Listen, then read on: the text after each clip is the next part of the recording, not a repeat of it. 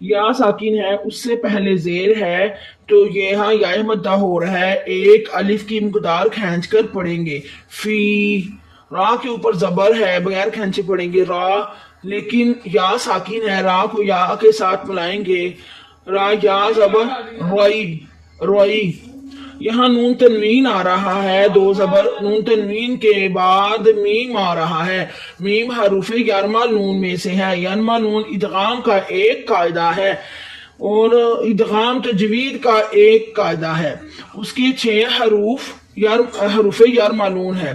اس کے 6 حروف جو حروف یرما نون ہے، اس کے لام اور را پر گننا نہیں کرنا، رام اور را کے سوا باقی سب پر گننا کرنا ہے۔ تو نہ ادھر لام آیا نہ را آیا، ادھر میم آیا تو ادھر گننا ہوگا۔ بیمی بیمی بیمی می نہیں پڑھنا آپ نے، بیمی۔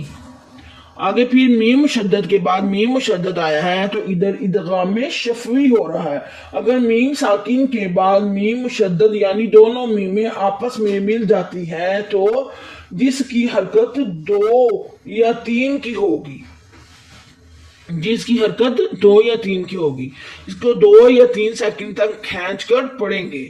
میم آگے الف مدہ ہو رہا ہے، الف خالی اس سے پہلے زبر تو الف مدہ ہوتا ہے، ایک الف کی مقدار کھینچ کر پڑھیں گے۔ میم ماں کو منہ کھول کر پڑھیں، ناک میں آواز نہیں لے کر جانی، منہ کھول کر پڑھیں گے پھر ناک میں آواز نہیں جائے گی۔ نون مشدد، یہاں مشدد آیا، شد آئی ہے، شد یہ 3 دندوں والی ہوتی ہے۔ شد والا حرف ہمیشہ 2 دفعہ پڑھا جاتا ہے، ایک دفعہ اپنے سے پچھلی متحرک حرف کے ساتھ ملا کر پڑھا جاتا ہے، ایک دفعہ اپنی حرکت کے مطابق پڑھا جاتا ہے۔ نون کو زا کے ساتھ ملائیں گے، نون نز، آگے زا کو پھر لام کے ساتھ